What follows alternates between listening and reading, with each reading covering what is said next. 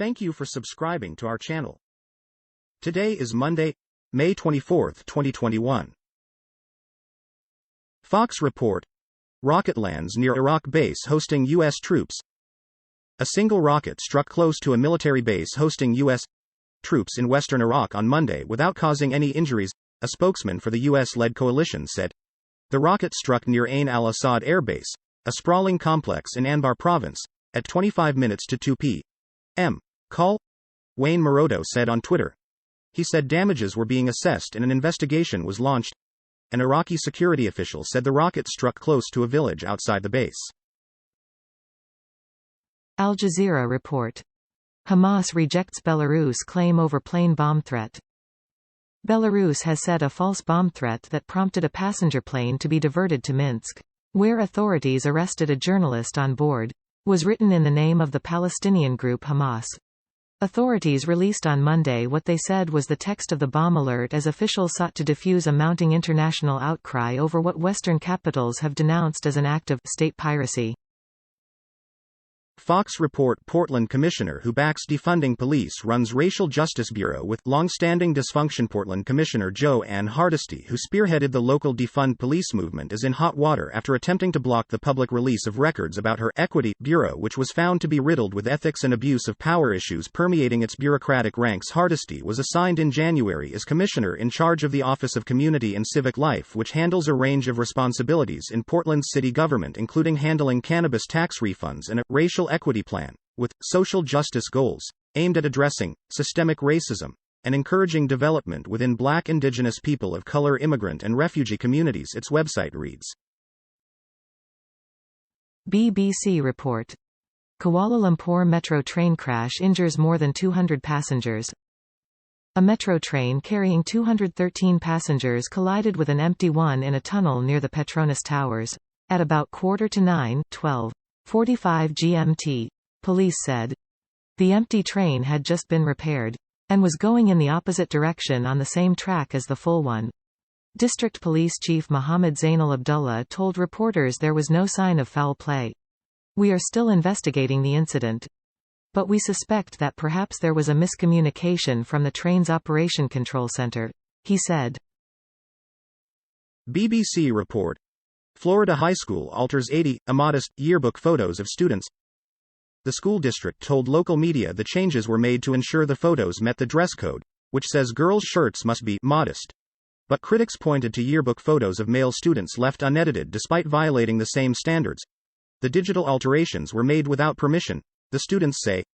Bartram Trail High School's yearbook coordinator, a female teacher, made the decision to edit the photos after determining they had violated the dress code, the St. Johns County School District said. CNN report: Managers, buckle up. Your job will be harder than ever as we return to the office. If you're a manager, buckle up. Your next several months at work are likely to be interesting, sure. There's going to be the dominant challenge of successfully leading a newly hybrid workforce. But further complicating it will be the more immediate and delicate task of handling the pandemic-related concerns that your team members will have as employers plan their return to the office. The job of a frontline manager is arguably going to be harder than it's ever been before, said Brian Kropp, chief of HR research for Gartner, a business advisory firm. BBC report: Damiano David, Eurovision winner, cleared of drug use by broadcaster. It follows an investigation and negative drug test, the European Broadcasting Union, EBU, says. Damiano David denied taking cocaine following online speculation after footage showed him leaning over a table during the grand final on Saturday. No drug use took place in the green room and we consider the matter closed, the EBU said in a statement. Måneskin, who had been favorites to win the contest, took the top prize with their song Ziti Bwani. CNN report: Crypto investors to Elon Musk: please stop tweeting. The prices of Bitcoin, Dogecoin and other digital currencies have plunged more than 40% in recent weeks. While Elon Musk isn't the only reason for the crypto carnage, he certainly isn't helping. Whether it's going on Saturday Night Live and joking that Dogecoin is a hustle, or having his epiphany that Bitcoin mining may not be great for the environment, Musk's behavior has cryptocurrency bulls wishing he would stop tweeting and focus more on building cars instead. Fox report. Prominent UK Black Lives Matter activist shot in head had received numerous death threats. Party. The prominent UK Black Lives Matter activist who is in critical condition after she was shot in the head on Sunday had previously received numerous death threats, according to the group with which she worked. The Taking the Initiative Party said Sasha Johnson, who played a leading role in Black Lives Matter protests last year, was shot in the head on Sunday. She underwent surgery on Monday, the party said in a social media post. Al Jazeera report. Italy to explore criminal charges in deadly cable car crash.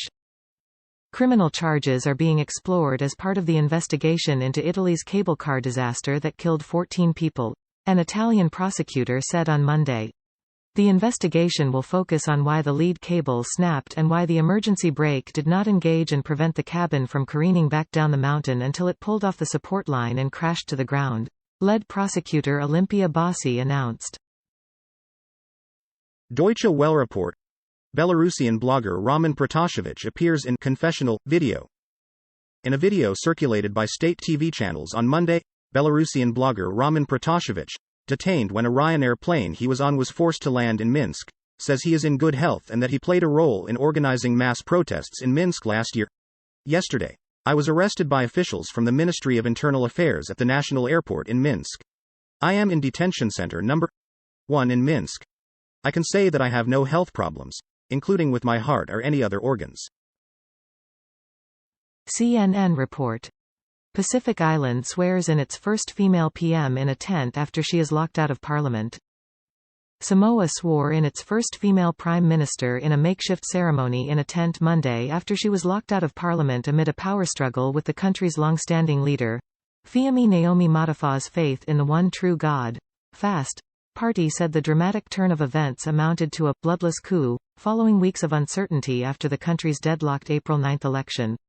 Her narrow election victory was set to end almost 40 years of rule by the Human Rights Protection Party, HRPP, which has governed almost uninterrupted since 1982, and more than 2 decades with Tulipa Salele Maliele Gawi as prime minister.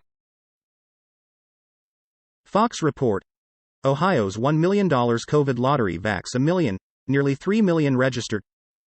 The nation raised a collective eyebrow earlier this month when Ohio Gov. Mike DeWine announced 5 $1 million lottery prizes for adults and 5 full-ride scholarships for teens in Ohio who are vaccinated. But it seems the unorthodox proposal is working. On Monday, the Republican governor said more than 2.7 million people in the state have since registered for the $1 million drawing and more than 104,300 young Ohioans have registered for the scholarship drawing. Deutsche Welle report. Belarus and Latvia expel diplomats in ice hockey flag furor. Belarusian Foreign Minister Vladimir Mackay on Monday said the entire Latvian embassy in Minsk had been asked to leave the country by midweek. The decision was in response to Latvian authorities raising Belarusian opposition flags at an ice hockey championship. The Latvian officials apparently hoisted the flags in a show of solidarity amid international outrage over Belarus' forced landing of a passenger jet on Sunday. Deutsche Welle report. Poland defies EU top court order to close coal mine. Poland on Monday defied an injunction by the European Union's top court that had ordered the immediate shutdown of a major lignite mine in the border town of Turo. Development Minister Jarosław Gowin, who called the court's decision scandalously incommensurate, said Poland wouldn't close the brown coal mine as it would result in very serious disturbances in Poland's energy system, cutting power to millions of households. The mine and connected power plant, located on the border with Germany and the Czech Republic, generates about 7% of Poland's energy. Gowin said that the closure of the mine would also lead to a Al Jazeera report. Squabbles and accusations. Inside Brazil's COVID Senate inquiry. São Paulo, Brazil, in the latest session of Brazil's COVID-19 Senate inquiry, set up to investigate the government's handling of the pandemic. Former Health Minister Eduardo Pazuello mistook one senator's surname for a military rank. I am not a military man. Coronel is a surname. Senator Angelo Coronel, whose last name means colonel in Brazilian Portuguese, told the former minister. The gaffe drew chuckles from senators, spectators and even Pazuello. An army general, whose 10-month stint as health minister ended in March and saw the bulk of Brazil's nearly 450,000 coronavirus-related deaths. CNN report. Extreme weather kills 21 ultra-marathon runners in China. 21 ultra-marathon runners have died after extreme weather conditions hit a 100-kilometer, 62-mile mountain race in northwest China. The high-altitude Huanghe Shilin Mountain Marathon began on Saturday morning in sunny conditions. But by 1 p.m., local time weather conditions had turned, with freezing rain, hailstones and gale winds lashing runners in Gansu County, according to the state-run Global Times. Thank you for watching 5 p.m. recap. To be notified, you can subscribe our channel and activate the bell.